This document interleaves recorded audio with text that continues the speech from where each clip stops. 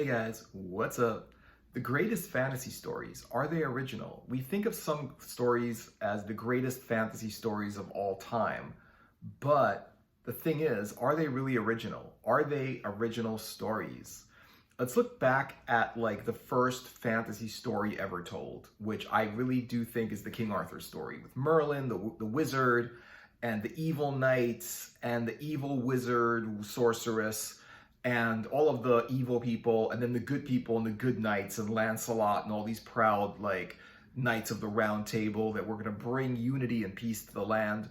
The sword that was taken out of the stone, the magic sword, Excalibur. I think that was the first fantasy story, really popular fantasy story of all time. There were a lot of other fantasy stories. If you go back to the Vikings and the Norse, they had a lot of fantasy stories in their culture, and a lot of it had to do with magic weapons. Also, Thor's hammer was a magical weapon, and there were a lot of there was a spear. There was all kinds of Odin had magic weapons.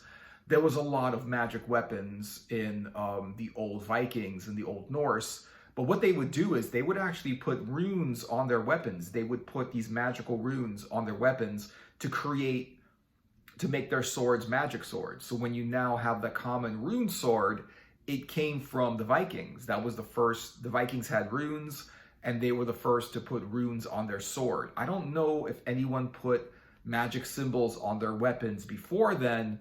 The Celts did.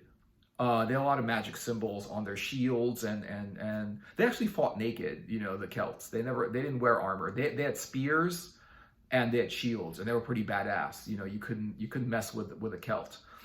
But they fought naked, and they actually beat a lot of the Romans because the Romans had all this armor, and the Celts were just like, they would just stab them with a spear. And so you would get King Arthur. You would get those stories of the Grail and the magic the magic sword. The idea of the sword in the stone, was that an original idea? It seems like there wasn't any idea before of the sword in the stone. And basically what happened was Merlin took the sword, rammed it into a stone, a magic sword, like the Excalibur sword, which was a magical sword. Anyone that wielded it had this great power. So he put it in the stone, and he said, only that person that can like pull that sword from that stone is destined to be king and can wield this sword. And so Arthur just tried when he was a kid. He was a squire to a knight. He pulled the sword out, and it was like, whoa, and then he became king. So was that an original idea? It might seem like that was the first time that was said, but this is actually not the first time that this kind of concept existed. There was the Gordian knot idea, which is the same thing as the sword in the stone. The Gordian knot was this knot, was wrapped up by with these ropes. Basically, it was ropes that were tied in this huge, humongous knot, like huge knot, and whoever was able to untie the Gordian knot was destined to like rule the world or something like that. I'm not exactly sure about the story, exactly what it was, but basically the challenge was, you know, to like untie this Gordian knot. The same as the challenge was to pull the sword. And people would try to pull the sword and they wouldn't be able to do it. People would try to untie this knot, and it was just a very, very, very complicated knot, and no one could untie it. And then Alexander the Great came around, saw this Gordian knot, and they told him, if anyone can untie this knot, they will rule the world, or something like that, right? Or something would happen grandiose. And then they would so Alexander the Great took his sword and just cut the knot with his sword and said, there, I did it. Like it's like, I basically did now it's untied, like, because he just like hacked it up with a sword. He didn't actually try to untie it. He hacked with a sword. He cheated, right? But it was the same idea. The Gordian knot was very, very simple. Simply like, it was that kind of test. It was like, if anyone could do this, then they become this great person. If anyone can do this one thing, they become this great emperor. If anyone, so any concept like that, it happened before, and it happened also in Dune.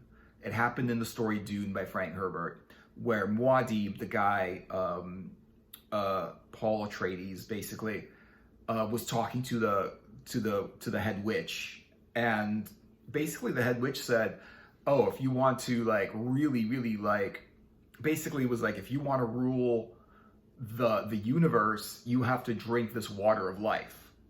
And if you survive, you'll rule the universe, but no one has ever survived drinking the water of life. Same concept. And what's interesting is that, like, even though I really like Dune, I do think that that concept has been done and done over time. The Gorgon knot, anyone unties it becomes this powerful person, whatever, rules the world. Excalibur, anyone pulls a sword from the stone becomes king, you know? And the same thing happened with Dune. Paul Atreides was like, anyone that drinks the water of life and survives becomes this like psychic being that is aware of everything at the same time and basically can rule the universe because he's able to be all places at once and all this like complicated esoteric stuff. And so this is not a new thing. Like, you might think, you know, Dune was a great story, and you could say that King Arthur's story was a great story, but these concepts have been, you know, going through time. You know, back into, I'm not sure exactly where in mythology this was, but I'm pretty sure that there are things in mythology where, like, if you do this great thing, you will become this great person or something like that. If you pass this test, you will become, you know, if you answer this question, just like that story with the troll on the bridge. It was the kid's story for little kids, like Troll on the Bridge.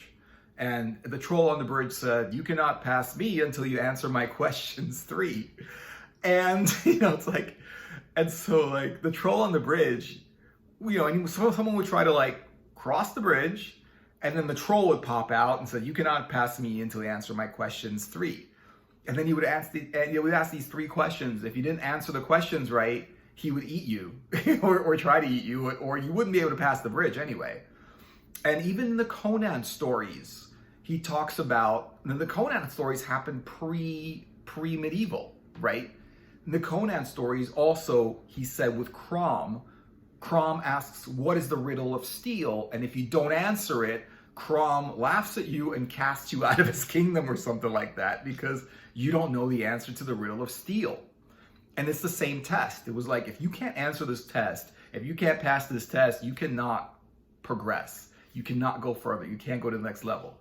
So you would try to enter Crom's kingdom on his mountain, and Crom would say, "What is the riddle of steel?" And if you can't answer it, then he would just laugh at you and kick you off of his mountain or something like that. And that was another thing.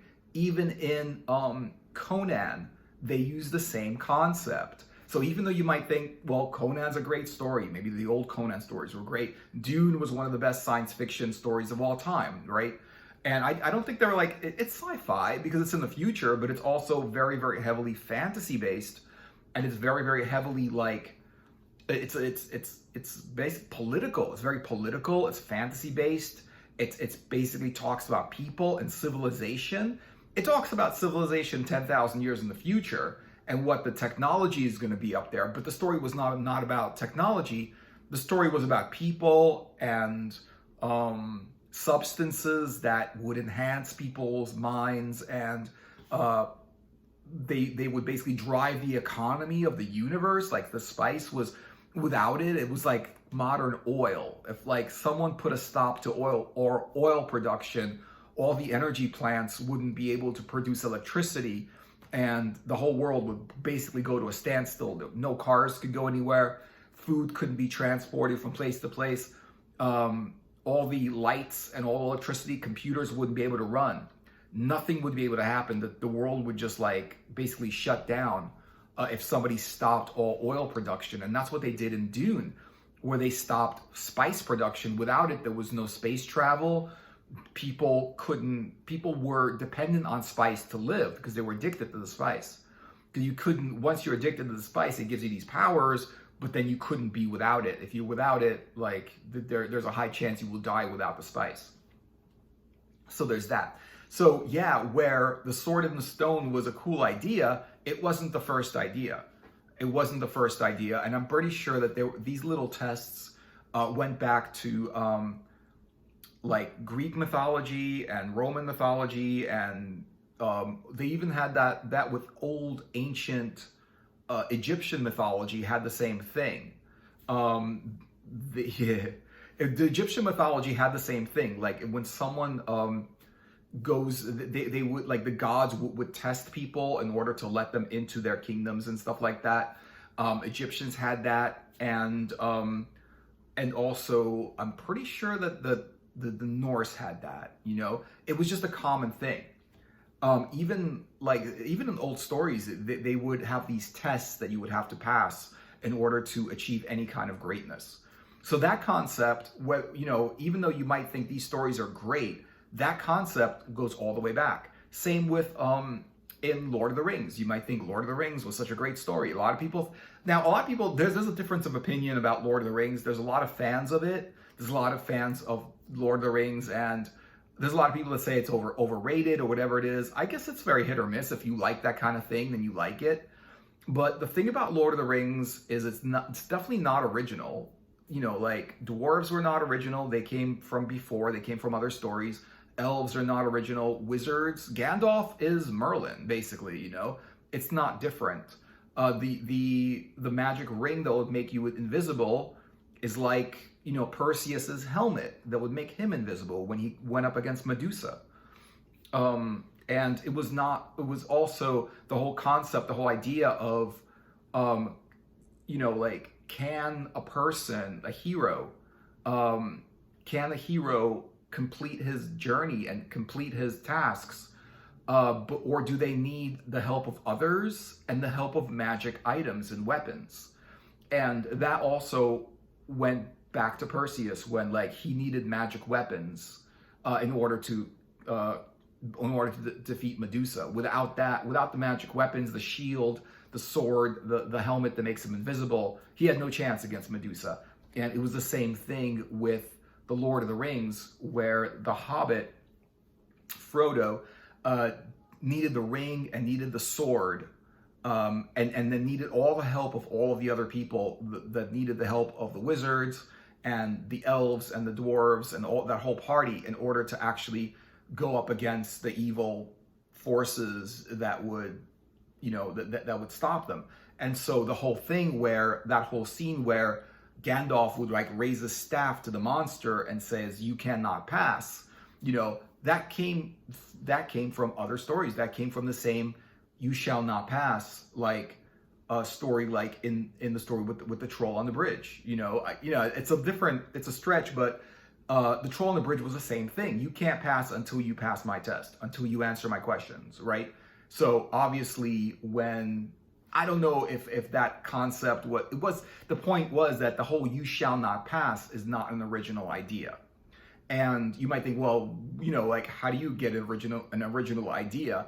There are a lot of, like, even these stories that don't have a lot of original ideas, they have some original ideas, and I think those are original. But I do think that, like, a lot of the ideas that are used in modern stories are just taken from older stories. So the whole concept of, the concept of the gnome being a hero is an original thing, because in the past, heroes are generally these badass dudes. Like, Hercules was a hero, and he was like half god. He was, like, really strong, you know. Then if you go back to Gilgamesh, he was like a king of a city or a king of a whole land or something like that. And he was strong. He was like the strongest guy in the whole place. And he went up against the bulls of heaven, and he went up against these monsters. And you know, because he was strong, he was able to do it. And he didn't need weapons. He didn't need anything. He didn't need, like, magic items. He was just strong, just like Hercules was strong, and he would just go up against this. But then you've got the Perseus story where, you know, he's not 100%. He cannot go up against Medusa. Medusa would have just turned him to stone at the first shot. But because he was able to go invisible, and he had the little mechanical, like, owl that can, like, tell him stuff, that can fly around and stuff like that. He had all these magic weapons, and it was because the gods gave him these magic weapons that he was able to defeat Medusa. And they didn't even care about Perseus. They wanted Medusa defeated. You know, that's all that was. They needed Medusa done. They needed him to take Medusa's head and turn the giant Titan to stone.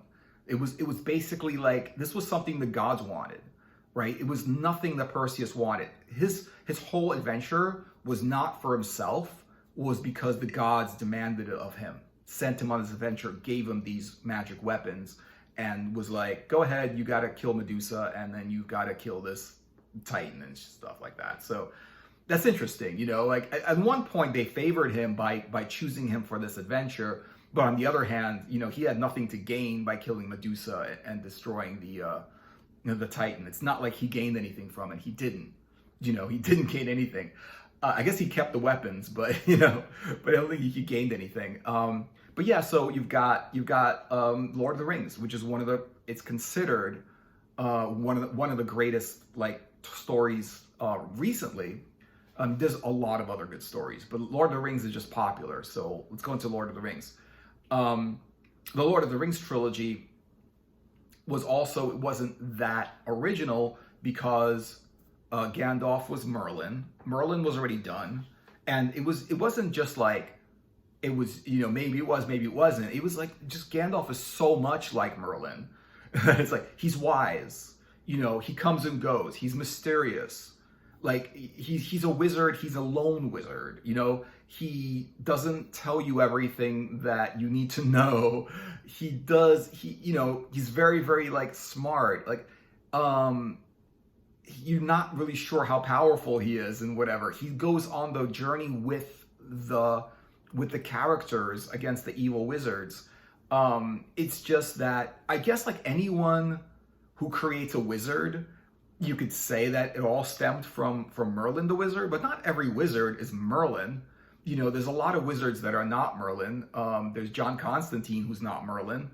There's definitely a lot of wizards that are not Merlin. But it's just, you could say, well, maybe it wasn't Merlin, but you could say, yeah, it was pretty much, maybe it wasn't like a direct copy, but it was like a very, very similar character. And elves, the whole idea of elves came from previous stories. Hobbits were just like little halfling people. That came from old stories of fae and stories of fairies and stuff like that. So when you had fairies, you had elves, and you had, they came from that story. Dwarves, there wasn't a lot of original stuff. I mean, even the whole idea of going up against the evil wizard was not an original story. You have that story. I mean, after that, you got the story of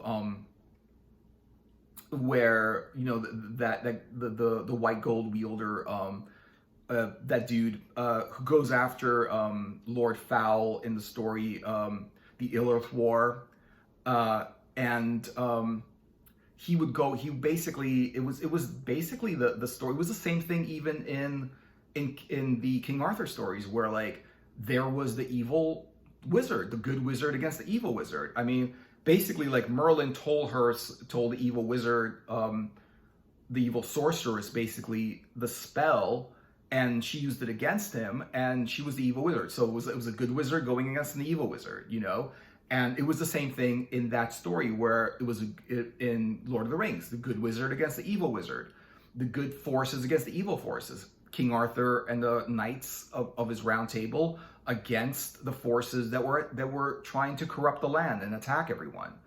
And all of these evil, that evil son that he had and whatever it was, in the golden, like, in the, who was also Morgana's son, sort of like that, I'm pretty sure, or something like that, right? But it was also good against evil. So that's not original. Talking tree people, that's not really original. So that's the thing. And magic swords, not original. Magic rings, not original. Evil wizards, good wizards, all of this stuff, not original. I think what was a little bit original was the way it started. Lord of the Rings or The Hobbit, where it started, where they talked about this Hobbit village. I thought that was a little bit of original, but I didn't think it was like epic fantasy enough. I thought it was more of a prolonged description of a town of halflings, and they kept describing how these people were, where they had like first breakfast and second breakfast and middle breakfast and then lunch and then afternoon lunch and then second lunch and then dinner and then second dinner and then third dinner and then like dessert, you know, when they were talking about how they eat and whatever it was, there were these comfortable like halflings or like hobbits or whatever in their hobbit village, which kind of reminded me of the Smurfs, but I don't know. I guess, you know, I think the Smurfs copied the hobbits because it was just very, very close to how they lived and stuff. But yeah, but the hobbits was like, that was cool. That was a little bit original because how we described the Hobbit village. But then it became this very, very classic fantasy quest. Like the same fantasy quest as the Knights of the Round Table going after the Grail. The same fantasy quest as they would have in the Norse myths. The same fantasy quest as the Gilgamesh stories. The same fantasy quest as the Greek stories. It was the same thing. It was, there's this evil force, it's going to corrupt the land, we have to go against it. So that really wasn't, there was no like twists in the story, there was no turns about it. It was very, very structured as it's a journey through fantasy. It's just a journey through fantasy. And a lot, and it doesn't like, and if every story that you look at that's written, I'm going to say that like, most of them are like 50% taken from other stories. Now, I can understand like people that write stories like to read stories, and people that write fantasy like to read fantasy, and probably all these old myths and everything. But the thing is that there's a lack of originality, and lack of originality really does make the story less interesting. Because you're reading it and you're like, well, I've heard this whole concept before. I've read this plot somewhere else. I've seen this kind of character. I've seen this kind of situation. I've seen this kind of like thing, you know, before. I saw this in another story, right? I saw, you know, I saw Gandalf when he was Merlin, you know. Elves are not original, you know. And so a lot of times, you know, people would just continue writing these stories about elves and about wizards and about knights, and it's cool to have those characters in the story, but I think stories need to have like an authentic twist. Like you really do need to like think, well, how are these characters going to act? What are they going to do? You know, how is this going to be something that's not something that's been done before? And it's really, really easy to copy a story or to get so inspired by a story that you pretty much write the same story. You know, but the thing is that nobody wants to read the same story. Like if you've already read the King Arthur and you've read the Hobbit and you've read the myths, and maybe you've read like all of these like the Thomas Covenant stories or like the, you know, the Elric stories, you don't want another Lord of the Rings. You don't want someone else to do an Elric story, you know, unless it's really, really good. I mean, yeah, if they do redo a Lord of the Rings and make it amazing, but chances are it's probably not going to be better than the way that Tolkien wrote it, you know? You know, like Elric's not going to be better than the way Moorcock wrote it, you know? But that's the thing. When you read a story, you want fantasy. You want the fantasy elements in it. You want the fantasy world to exist. You want the whole magic and castles and wizards and dragons and like knights and everything and the swords and whatever to exist, but it's got to be like in an original way. You know, it's got to be like written the same way someone writes original fiction, where it happens in the modern world and it's basically maybe it's character driven or plot driven or whatever, but you know, it's got to be like inspired. It's got to be self-inspired a little bit more than just inspired by someone else.